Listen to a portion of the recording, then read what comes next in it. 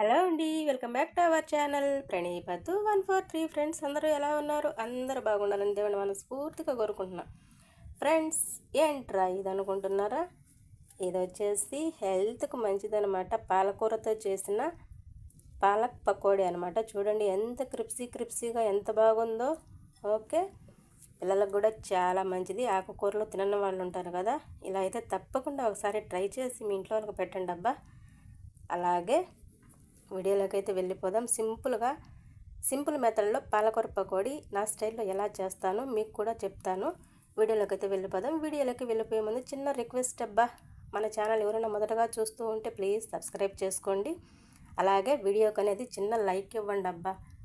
మీరు ఇచ్చే లైక్ వల్ల వీడియో అనేది చాలా వరకు రీచ్ అవుతుంది. ఓకే, ఇంకా లేట్ చేయకుండా వీడియోలోకి అయితే వెళ్ళిపోదాం. దానికి ఏమేమి కావాలో ఎలా చేయాలో చూద్దాం.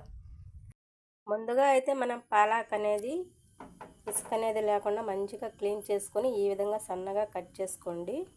ఇప్పుడు ఇందులోనే ఒక పెద్ద సైజు ఉల్లిపాయ ఇలా నిలువుగా సన్నగా కట్ చేసుకోండి. అలాగే కొంచెం అల్లం ఇలా తురుము పట్టేసుకోండి. ఒక 2-3 పచ్చిమిరపకాయలు ఇలా సన్నగా కట్ చేసుకోండి. ఇప్పుడు దీన్ని కూడా ఇందులో మనం వేసేసుకున్నాం.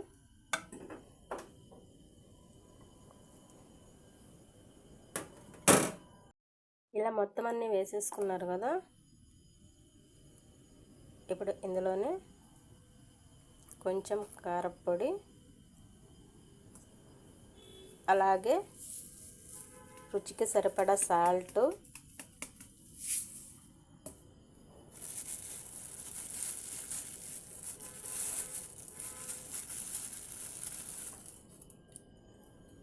అలాగే కొంచెం గరం మసాలా అన్నమాట.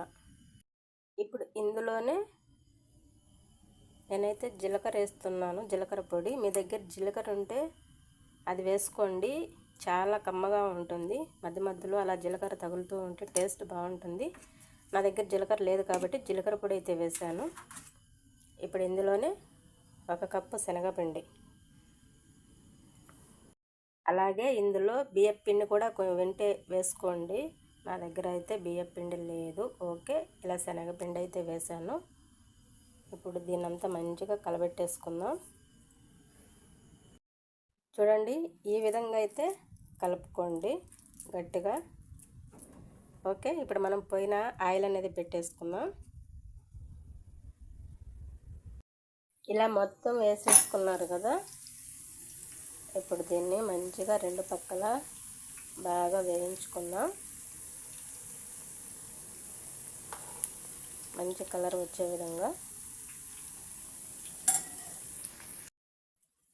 చూడండి, ఈ విధంగా ఆ పక్కకి ఈ పక్కకి తిప్పుకుంటూ 2 పక్కల మంచి కలర్ వచ్చేంత వరకు బాగా పకోడా అనేది వేయించుకోండి.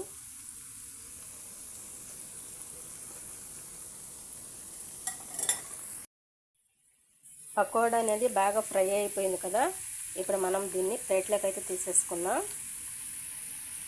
చూడండి, సింపుల్గా అయితే మనం పాలకూరతో ఇలా క్రిప్సీగా ఉండే పకోడీ అయితే చేసేసుకున్నాం కదా. చాలా బాగుంటుంది. ఆకుకూరలు అనేది తినకుండా ఉంటారు కదా కొంతమంది, అలాగే పిల్లలు కూడా ఇష్టపడరు కదా. ఇలా అయితే పకోడీ చేసి పెట్టండి, హెల్త్కి అయితే చాలా మంచిది కదా ఆకుకూర అనేది. ఓకే, ఇలా సింపుల్గా అయితే మీరు కూడా ఒకసారి ట్రై చేసి ఎలా వచ్చిందో కామెంట్ సెక్షన్లో కామెంట్ చేయండి. ఈ వీడియో కనుక నచ్చితే మీ రిలేటివ్స్కి కూడా షేర్ చేయండి.